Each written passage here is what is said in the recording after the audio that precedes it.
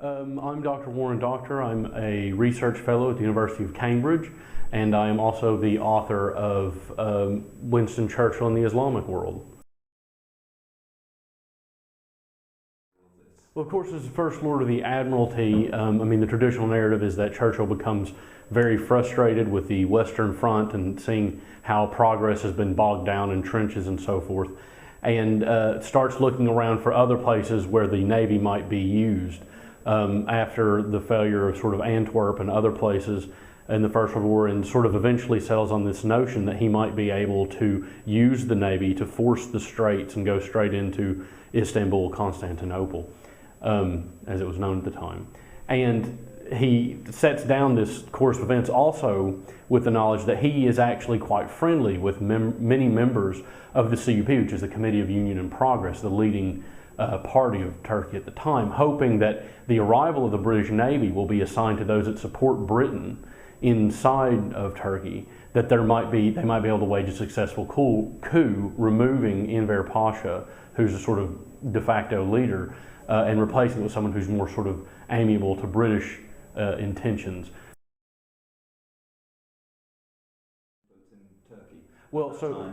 in fact, Churchill had pursued a Turkish alliance or an Ottoman alliance for some time, even prior to the First World War, in part because the traditional sort of Tory view of the world in the sort of 19th century was that the Ottoman Empire sort of made a logical ally against Russia in the Great Game. So it was a way of protecting India in sort of other colonial holdings in Britain.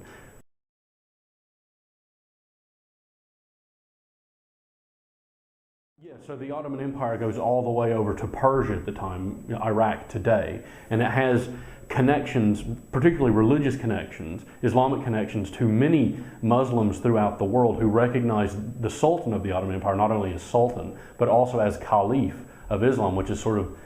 the equivalent of maybe Pope today. So he sort of represents a figurehead for the Islamic Sunni faith, traditional Orthodox Sunni.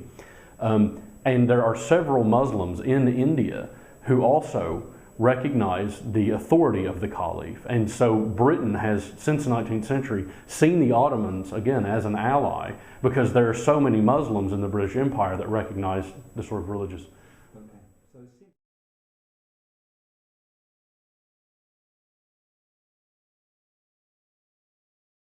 Part of the reason he ultimately decides to go through with this is so the Sultan formally declared jihad, which of course we all know today is a holy war, once they entered the war on the side of the Central Powers. And once that had happened, Churchill and the sort of War Council had decided that if they could have a huge victory in the East, demonstrating their power, it would sort of sure up the sort of Indian Muslims to say, oh, maybe Britain is the predominant power here, and it wouldn't create such a wobble. And this is one of the reasons he goes, pushes for this campaign.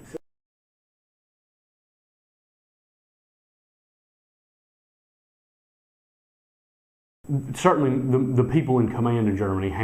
definitely had a more European focus, but there were people, Lehman von Sanders, who's based in Turkey, and there was a General Zimmerman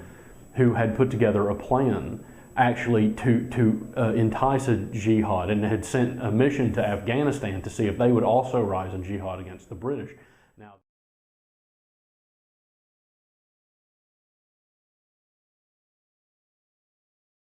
well, this more or less ended his career for the time being. Now, miraculously, Churchill was able to come back, of course, as we know, but in the meantime, Churchill, after the failure of the Dardanelles and the disastrous Gallipoli campaign, Churchill resigned his position as the First Lord of the Admiralty, was given the position of the Chancellor of the Duchy of Lancaster, I think, and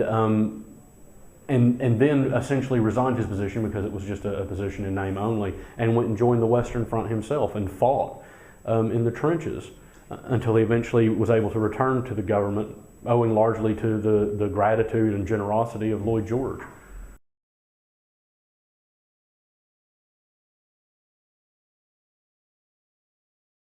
I think that it's absolutely correct, because if you look, Gallipoli is the first time a major aquatic landing party is attempted. When you factor in all the forces, you factor in the land forces that eventually get added on and the naval forces, that's very much a sort of trial run for what goes on at D-Day later on. And Churchill is able to learn, he's able to learn how to work with the admirals on the ground war, because this is where a lot of the communications break down during the Gallipoli, during the Dardanelles. And Churchill's able to learn how to bypass these problems and applies what he's learned later on to major sort of landings at D-Day in the Second World War. So I think it was an imperative learning experience perhaps for Churchill.